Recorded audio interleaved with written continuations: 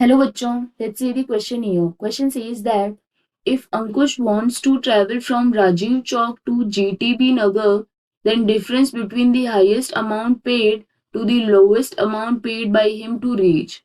We will start the solution here. अगर यदि हमारे पास जो अमाउंट पेएबल है वो हाईएस्ट चाहिए तो उस केस में जो डिस्टेंस है वो लॉन्गेस्ट होनी चाहिए. सो this must have longest distance and अगर ये जो पेएबल अमाउंट है वो लोवेस्ट है तो उस केस के लिए जो डिस्टेंस है वो होनी चाहिए shortest distance. So this must have shortest distance. यहाँ पर जो ट्रेवल डिस्टेंस है वो है between Rajiv Chowk to GTB Nagar. So this is Rajiv Chowk to GTB Nagar. इस केस के लिए जो शॉर्टेस्ट डिस्टेंस होगा so shortest distance this will be equal to Rajiv Chowk to Kashmiri Gate, that is 9 kilometer, plus Kashmiri Gate to GTB Nagar, that is 25 kilometer.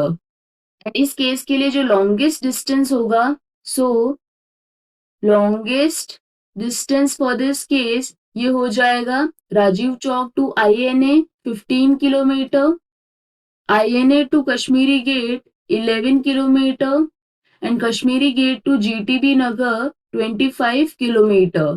That means इसका total कितना हो जाएगा, ये हो जाएगा इक्वल टू 51 किलोमीटर एंड जो shortest distance है ये हो जाएगा equal to 34 kilometres. Longest distance ये है 51 किलोमीटर, शॉर्टेस्ट डिस्टेंस ये है 34 किलोमीटर. इस केस में हमें क्या फाइंड आउट करना है, दोनों अमाउंट का difference. So difference for this case ये कितना हो जाएगा, highest minus lowest. So this will be equal to highest हो जाएगा फिक्स्ड अमाउंट प्लस 15 रुपीज पर किलोमीटर मल्टीप्लाइड बाय 51 प्लस फिर यदि 23 किलोमीटर एक्सीड हो जाते हैं तो 8 रुपीज पर किलोमीटर एक्स्ट्रा चार्ज लगेगा.